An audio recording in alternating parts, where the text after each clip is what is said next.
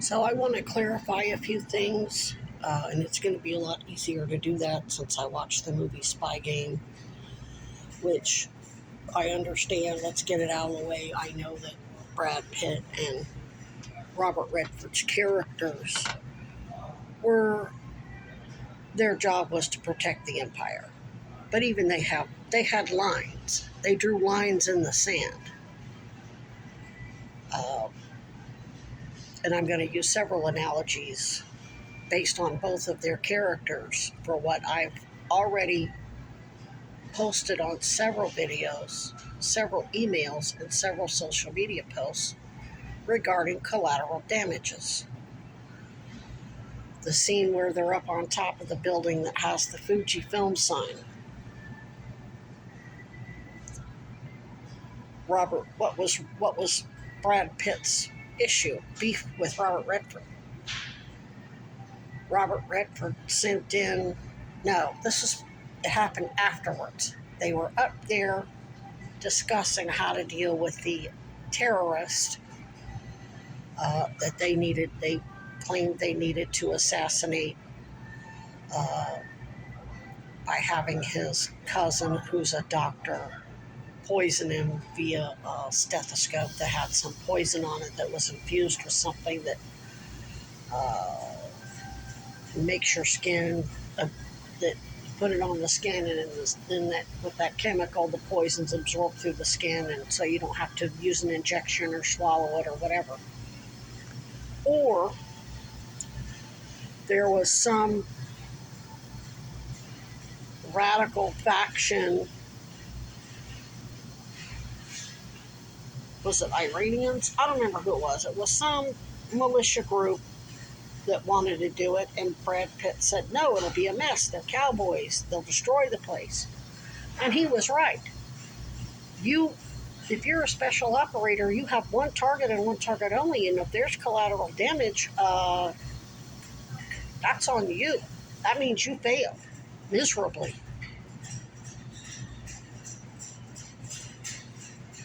And Robert Redford really agreed and decided to let Brad Pitt use his assets to get access to the doctor and have the doctor do it. And Brad Pitt, and it ultimately ended up where, uh, because of the delay in time, uh, Robert Redford's character had to go ahead and send in the militia, who blew the place up, and there was like 78 people dead. Just made a big mess of it. And that was Brad Pitt's beef, why he broke off with Robert Redford. Now, I'm not saying I agree with any of it. I'm just using this as an analogy for why I've got to make the decisions I've got to make. Um,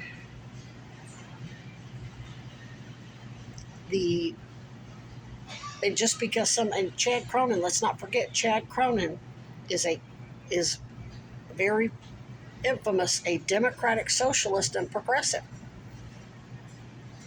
He got a lady that had been to prison, I think, or I don't know if she'd been to prison 47 times, but she had 47 felony drug charges. Got her elected or agreed to help get her elected as a commissioner in Orlando. And she was still a violent abuser to the point that EMTs recorded her. Now, was that racist on their part? Yes. Because they know that the biggest majority of the people in power are drug dealers, traffickers, whoever. So it was racist on their part to go after her. But Chad still did that in efforts to make it look like he was progressive and against the white power construct. All just BS.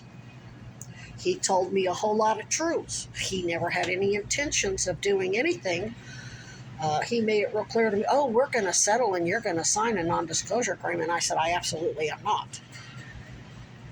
And that's where the problems started. He was there too. He illegally solicited my case in AA. A whole lot of other lawyers knew what he was doing. Moved me into his house, used me. I couldn't. And why was I in AA? Because his father's hospital said, oh no, you have pelvic floor issues. You're basically insinuating I was just an addict malingering for narcotics, hiding my cancer. And so I didn't know. I'm like, okay, all right, I'll go to AA meetings then. If I'm conjuring up pain that doesn't really exist to have an excuse to take drugs, which was all bullshit. Gaslighting, medical gaslighting. So in hindsight, that was their biggest fuck up, because I ended up going to AA and met Chad Cronin, and we're going to bring the whole thing down. But back to my point, I was already going septic while I was living with him. There was never going to be an NDA or a settlement. They were going to kill me before any of that ever happened. They just was hoping I would agree to that so I wouldn't blow the whistle elsewhere and get loud elsewhere and stay in his house and die there where they could just handle it. Control the evidence. Chad taught me that Brady violations, you've got to control the evidence to pull it off.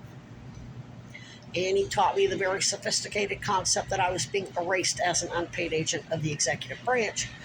But he was referring to how I made the call to Richard Beasley, sex offender probation officer, when I realized Beasley had been going around a child. And that's another case that Pam Bondi ain't just trying to cover up for Epstein's partnership crime. She's trying to cover up the fact that they targeted me to cover up the fact that they gave Beasley 30 years probation when they filed a prison and won a prison releasee reoffender motion, habitual offender motion. They filed a hearsay motion that allowed hearsay, and what else? I got all those documents uploaded to my Google Photos. Now here's the thing, you know where I got them? The courthouse. Even though it was a sensitive, sealed case, Chad Cronin took me to the courthouse with his new assistant, who was a Navy veteran, not getting his proper AIDS treatment that Chad hired as a paralegal.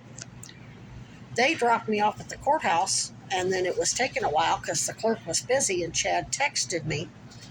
And on my phone, it said, Chad Cronin.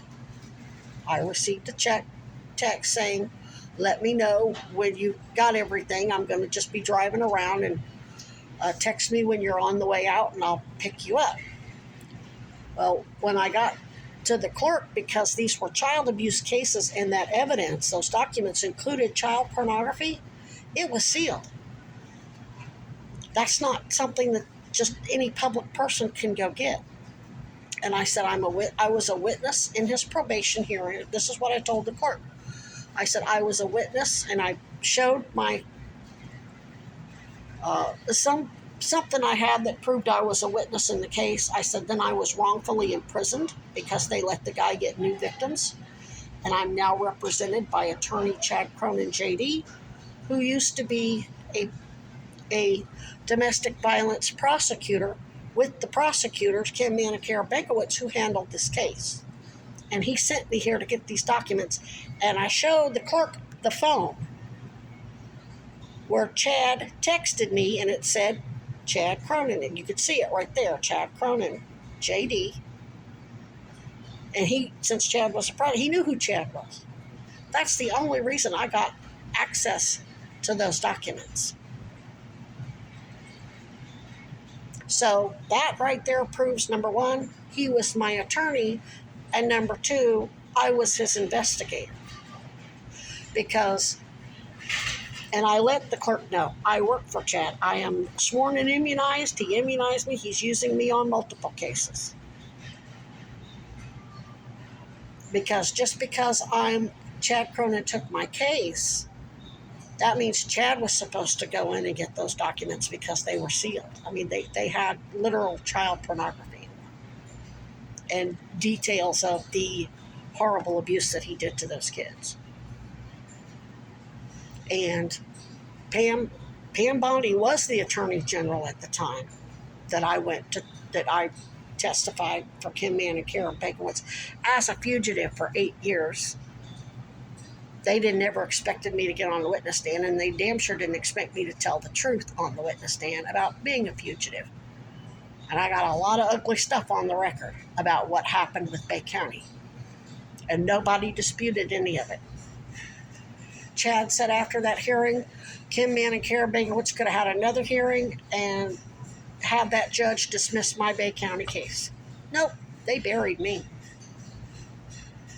Chad said I was erased as an unpaid agent of the executive branch, especially since the sex offender probation officer lied and said he got an anonymous call and that tried to accuse, he said he charged me and my wife with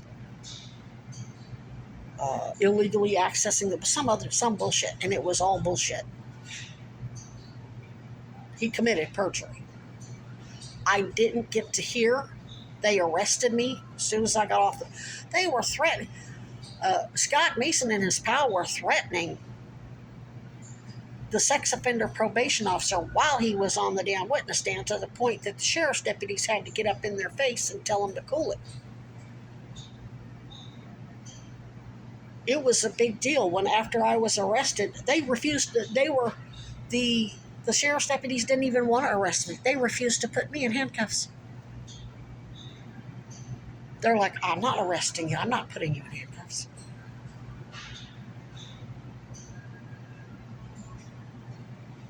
They knew I was a damn hero, and they knew what they were being forced to do was wrong as hell.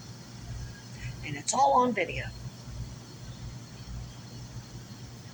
So all you douchebags here in Vermont and New York and everywhere else thinking you're going to convince anybody that I'm